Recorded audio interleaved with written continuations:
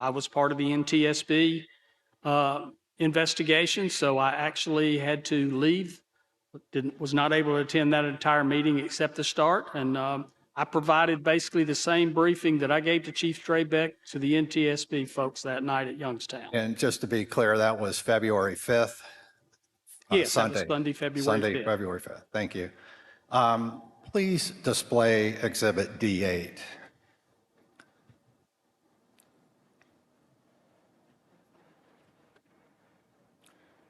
And Mr. Wood, this is a graph that we constructed of the tank shell temperature measurements collected by your contractor, SPSI.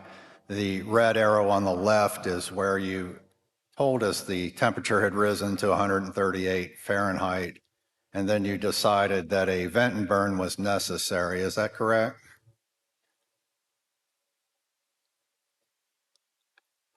I would say when we became concerned about the temperature rise, that we believed that our only alternative left was probably going to be a vent and burn. And those were the words that I relayed. Yes, okay. Would you explain what was happening during the rest of this temperature trend? And this is for tank car OCPX 80370. Well, what was going on during the rest of this time period leading up to the vent and burn? Again, all through the night on Sunday, we were taking hourly temperatures that were being recorded.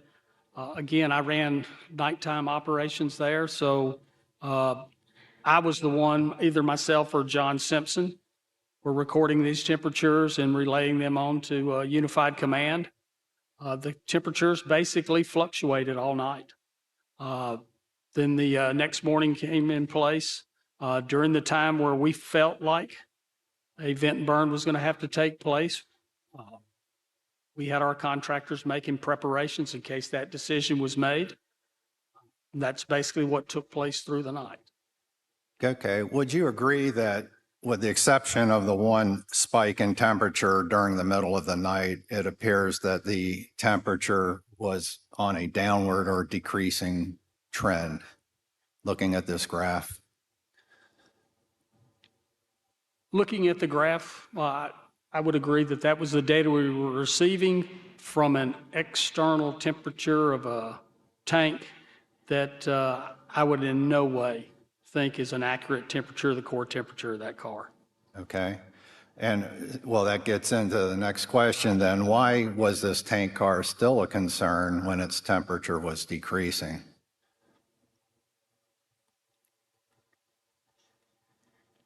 I will say the car was a concern because of our original concerns of it. It's not just polymerization that's necessary, a reason why this car was rendered nothing else could be done with it. Mechanical damage, the sheer amount of heat damage to the valves and the tank car also have to be considered. So just an external temperature on a tank with a slow downward trend in very cold temperatures, again, polymerization is not necessarily the only thing that would concern us about a high pressure car, that it's sustained these type of damages. So did it suggest to you that polymerization was continuing, or are you saying that potentially it wasn't? I'm not understanding your answer. My answer is there's no way to tell for sure based strictly on an external temperature of the tank. That doesn't discount any of the other problems that are a concern of that tank, from heat damage and mechanical damage, because this is a pressurized liquefied flammable gas inside this car, aside from the polymerization. There are circumstances where that's a hazard, whether polymerization is going on or not. Just this doesn't tell me one way or the other whether I could make a determining factor on the polymerization. Were there any other indications that polymerization was occurring? Again, we believe so, based on the behavior of the PRDs.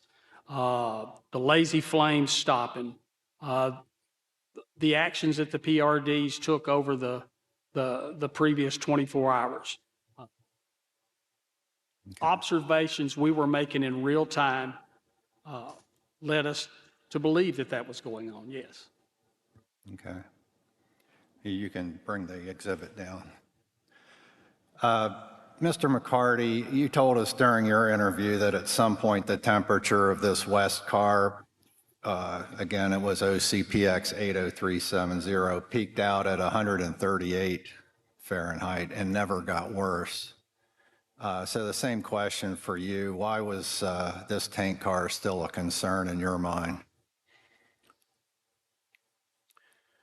Thank you for the question. And I found out after our initial interview that my guys who were doing a lot of the monitoring for Mr. Wood's staff, that it actually did go up once, but they kind of speculated it might have been because of another, like a little festering fire flared up and they hit it with an extinguisher, but it's neither here nor there. We had these data resources while conflicting. We had at least two data resources. Mr. Day had a reference from New Jersey Health Department that said polymerization can start at 125 Fahrenheit. Chlorine Institute has a recommended statement in its pamphlet 171, and if you do a tank shell temperature, anything over than ambient can be an indicator of internal polymerization. We had again, my biggest fear was when that fire was burning nicely since Friday night and it choked itself out. From the fire triangle, you know, if you've got O-rings and things that are burned out and compromised, the only thing that snuffs out a fire fuel feed is something from inside the car. That just process of elimination and deductive reasoning and 35 years of hazmat experience and firefighting. I can't, and as I said, I didn't trust from the moment I put the back of my hand on that car. It's one sample point. I couldn't even tell you if it was liquid space or vapor space. It had been burning since Friday night. It's certainly not representative of the entire tank car. And it's even worse with the data from the other three cars. And that's why I wanted this committee to keep that all in perspective as you look at these trends and all this data. These cars were in tremendous heat for several hours. Those cars are well insulated. That heat was trapped in those cars. And we have data that's suggesting that it could very well be polymerizing. We have 35 years of experience and multiple clients training us over the years that suggest we're in the classic fearful situation of these cars polymerizing from the inside. And tactically speaking, there was enough people theorizing that the three that were burning well since Friday night might be empty.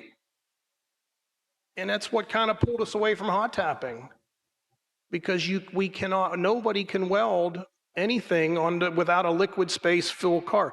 If this was a partially loaded tank car, we'd have to get low in the liquid space to have the absorption of that heat of welding. Otherwise, this town we'd be talking about, as Chief said it so elegantly this morning, had we done anything but vent and burn, it would have taken one of those cars and one misstep with welding or any other misstep, or one car with a critical damage hidden that we can't see coming apart in a very, these are not wave a magic wand operations. These are very sensitive, deliberate, time-taking operations that put people at risk and put this community at risk.